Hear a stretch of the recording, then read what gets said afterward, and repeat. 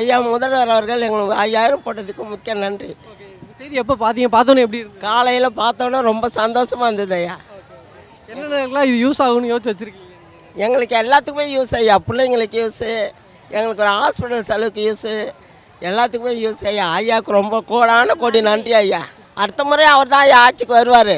அவர் தான் ஐயா முதல்வர்.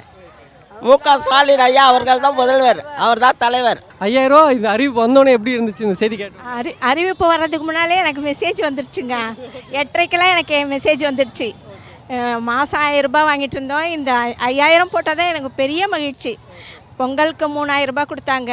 அண்ணன் தம்பிங்க கிட்ட கூட நாங்கள் போய் நிற்கிறதில்ல. எங்களுக்கு அண்ணனாக இருந்து எங்களுக்கு எல்லா உதவியும் செய்கிறாரு.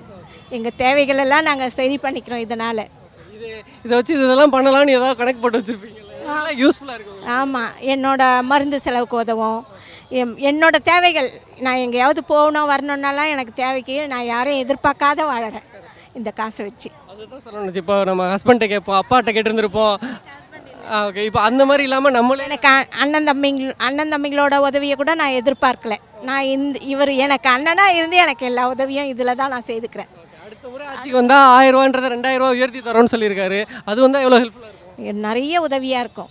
அதிகமான உதவி. எனக்கு மிக்க மகிழ்ச்சியாக இருக்குது. எனக்கு மகிழ்ச்சி தாங்க முடியல. எனக்கு காலையில் 8:30 மணிக்கு அவ்வளோ ஒரு பெரிய சந்தோஷம். ஆமாம், சந்தோஷம் தாங்கலை. என் பிள்ளைங்கக்கிட்டலாம் பாரு, எங்களுக்கு வேறு எவ்வளோ காசு போட்டுருக்குறாங்க அப்படின்னு ரொம்ப சந்தோஷமாயிடுச்சு எனக்கு. இப்போ 1000 ரூபா வாங்கிட்டு இருந்தவங்களுக்கு இன்னைக்கு திடீர்னு 5000 ரூபான்னு அறிவிச்சிருக்காங்க. இது கேட்டோன்னே எப்படி இருந்தது உங்களுக்கு? சந்தோஷமாக இருக்குதுயா.